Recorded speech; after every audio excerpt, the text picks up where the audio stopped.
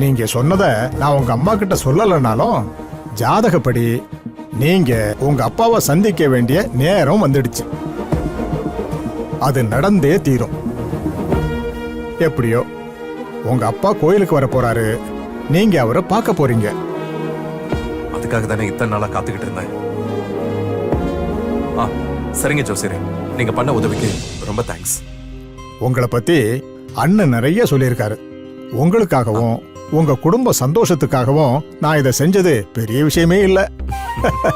சரிங்க. அப்ப சரிங்க, இந்தாங்க நான் வரேன். சரி, நான் உங்க அம்மாவுக்கு குறிச்சு கொடுத்த மாதிரி நீங்களும் வெள்ளிக்கிழமை அதே டைமுக்கு போயிடுங்க. உங்க அப்பாவை பார்த்துருங்க. சரிங்க, நான் வரேன். சந்தோஷம்.